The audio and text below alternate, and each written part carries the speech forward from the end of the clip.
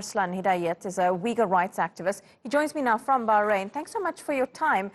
Is this bill that we're seeing from the US really going to make any difference to what's happening to Uyghurs in China?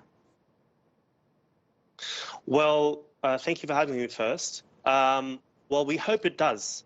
I mean, the bill for the Hong Kong Human Rights Democracy Act was passed last week and turned into law. Hopefully, now, because of the leaked documents, they also call that fake news. Now, with this world, with the US government actually saying, no, we actually don't agree with the Chinese government, hopefully this gives them some, they use this sort of as a baseball bat to hit China where it really hurts, which is their trade and their economy.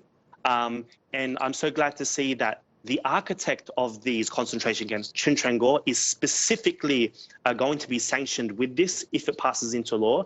And hopefully the US also calls on other callers of democracy and freedom to join them, quoting George Bush almost 20 years ago, you're either with us or you're with the state terrorists, which is China. Now, over the last 2 weeks, as you mentioned, we've seen more information coming out about these detention camps or vocational training camps, as China calls it. Some really damning reports there coming out. Will reports like those actually spur on the international community to now force China to take real action?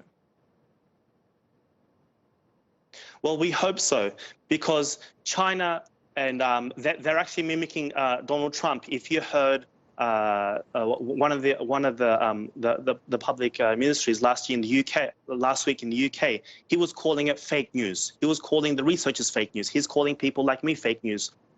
They can continue to say fake news, and they can say those leaked documents are also fake. But the only thing the Chinese regime still hasn't been able to answer is, why haven't they let in foreign journalists, independent investigators, given them unfettered access to prove us wrong? And they still haven't done this. Yes.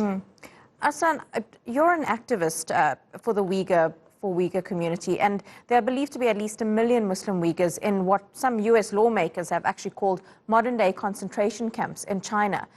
As an activist, just take us through what the situation is like at the moment for people in those camps. Well, based on what the leaked documents have said and based on what detainees have said, the big thing is they're trying to get rid of our religion and culture. Now, these detainees wake up around 5 a.m. in the morning. They are on 400 to 500 calorie diets. They are made to sit and repent. Guess who they're repenting to? They are repenting to the Communist Party and Xi Jinping for worshipping God. If that's not an oxymoron in and of itself. Now, they are also tortured. Many have died.